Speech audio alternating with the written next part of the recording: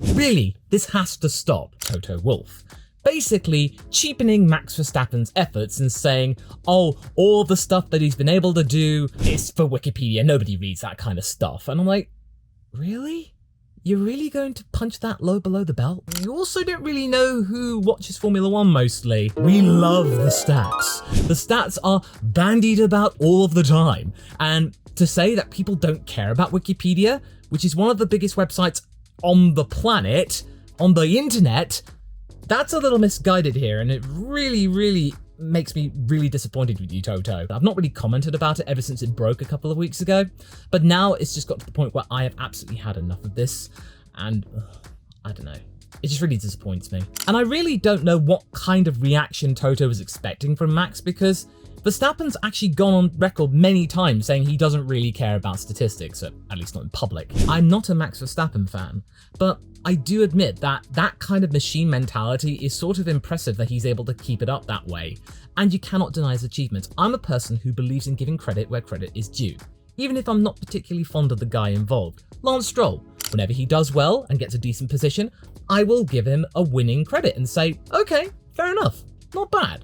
Not bad at all. Same goes for Max, same goes to anyone who's punched above their weight. And it's my own personal belief that the only record that Max Verstappen would even really care about is the Grand Slam record of Jim Clark's from the 1960s. Every single session, you're at the top, you lead every single lap. And then you actually get a situation where Helmut Marko is the more reasonable one out of all of them. Him saying that Wikipedia is actually something quite justifiable and useful, and that records are something that really are held dear by Red Bull to show what they're really worth. And maybe that was the reason why Toto actually did it, because he knew it would get to Red Bull. And it kind of did, because back in 2005, when Red Bull bought the Jaguar team, everyone kind of dismissed them, myself included in a way, because everyone was thinking, really? An energy drink buying a team? I mean, wow, that's probably one of the most shameless corporate advertisements we've ever seen. I mean, it's kind of like the whole Hugo Boss thing for AlphaTauri, and then people deriding that, and you're thinking, every single non-private team in F1, aren't they brands? Aren't they advertising things? Ferrari, Mercedes, every single works team? They're advertising something that you can, in theory, buy. Red Bull, they're not trying to get money because they've got plenty of that with the Red Bull energy drink. They just want to achieve a lot of things. They like to achieve things in every single sport and venture they are actually in. Max shouldn't really be engaging in any of this because, to me, this feels like Toto Wolff lashing out. It doesn't really feel like it's something that Toto should be engaging in. Just dismissing Max's title and saying, oh, it's just a Wikipedia thing, nobody cares about that. What about the people that work at Wikipedia, Toto?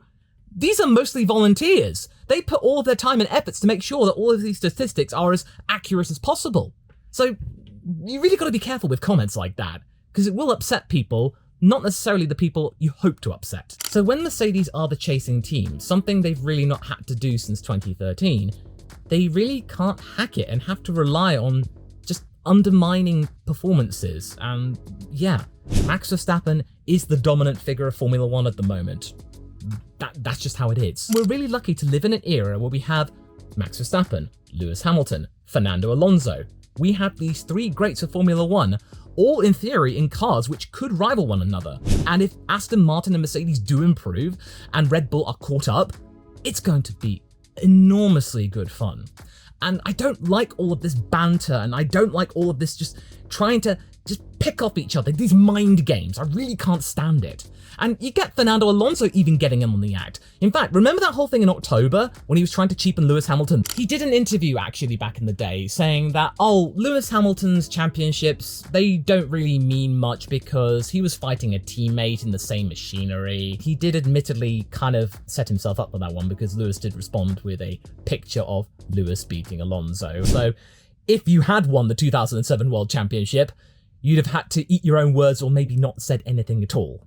And of course, 2007, Kimi Räikkönen, because of all the bickering in McLaren, he won it by 1 point. Alonso then walked all at the back and saying, oh, you should appreciate people's achievements and not try and down on them and stuff like that. So he sort of learned the error of his own ways by making an error of it. Respect the current champions and their legacies, which is really odd considering what Hamilton and Wolff are doing right now. They're not doing that. They're trying to undermine all of what Red Bull are doing. It's just, the fact of the matter is that they got the regulations right, whereas other people didn't. Ferrari kind of did, but they sort of have actually given up themselves. And Mercedes, they got it very wrong. And Hamilton just saying that, oh, I had better teammates. I mean, on paper, he did have better teammates, but I think that is almost sort of rebuttal of saying, well, I had stronger teammates to battle against. And then Alonso also pointed out that he never really had to fight his teammates before, because his teammate at the time when he got his 2 world titles was Giancarlo Fisichella. And I'm sorry, Fisichella is a good driver, but he's nowhere near as good as Alonso. So in a way, Alonso is comparing himself more to Max Verstappen, because that's the current situation he's in at the moment. And of course, in 2004, Trulli was not going to be getting anywhere near Alonso, Trulli being the inventor of the DRS train before DRS was even a thing. Remember the Trulli train? But I just don't know what Alonso was trying to prove, because it sort of actually then brings Michael Schumacher's achievements into question, because the 5 titles that Michael Schumacher won, he was up against Rubens Barrichello in the same car. So is he in theory diminishing Michael Schumacher's legacy? Even though he then had to walk it back and say, oh, you shouldn't do that. Drivers should be really careful about what they say. But I'll get back to that. Do you want to know a funny thing? Is that Toto actually responded to it and actually made fun of Alonso's comments, saying that, oh, Alonso's just saying this to create headlines and that Hamilton's not bothered by his comments whatsoever. It seems like you're bothered about all this stuff now if Red Bull's the one involved. What have you been doing the last few weeks, buddy?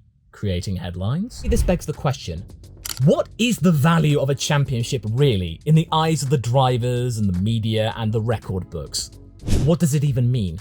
Who are better champions? Does it really only count if the person you're fighting for the championship against is someone from another team? So does that mean that Senna and Prost's 1988 and 1989 championship battles don't mean anything because they drove for McLaren? Does that mean that the 1996 championship between Damon Hill and Jacques Villeneuve means nothing because they were in equal machinery? Nico Rosberg and Lewis Hamilton's tussle in 2016?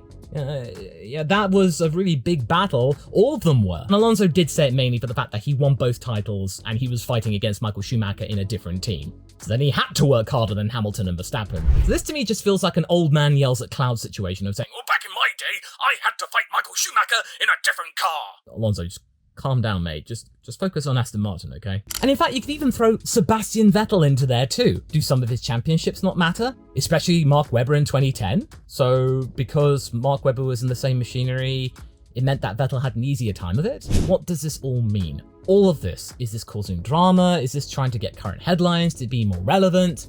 Well, it just seems to me frustration. Frustration at the fact that Mercedes, Aston Martin, Ferrari, none of the teams can actually figure out a way in which to topple Red Bull and Max Verstappen. It comes off as anger. They're lashing out, and it's not a very good look. It's very unsavory, and it's not really something that professionals of this caliber should be engaging in. All the teams have now clearly been unable to figure out a way in which to actually get the best of Red Bull.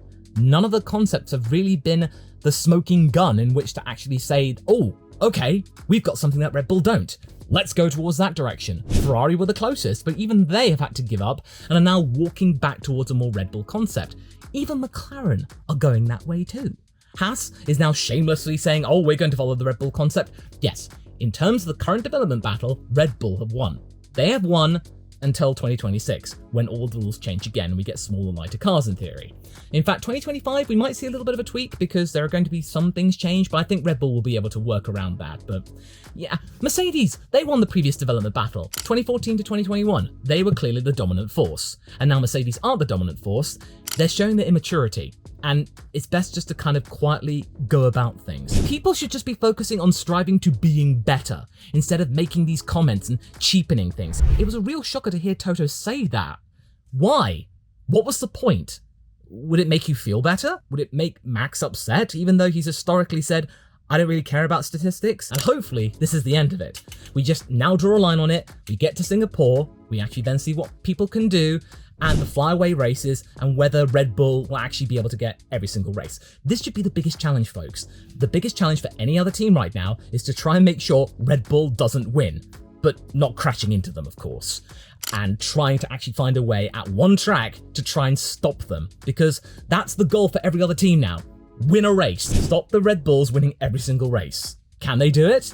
Well, that's now the actual narrative of 2023. But really, nobody should be cheapening anybody's achievements. People should be proud of their achievements. And being a sore loser like that, Mercedes, that is really not cool. Lewis Hamilton talking about him having better teammates, yes, on paper they were. But then Alonso sort of cheapens that, saying that, oh, well, they sort of gave Lewis Hamilton championships, except Rosberg, of course. And I really felt bad because Heikki Kovalainen was not mentioned at all in Lewis's statement.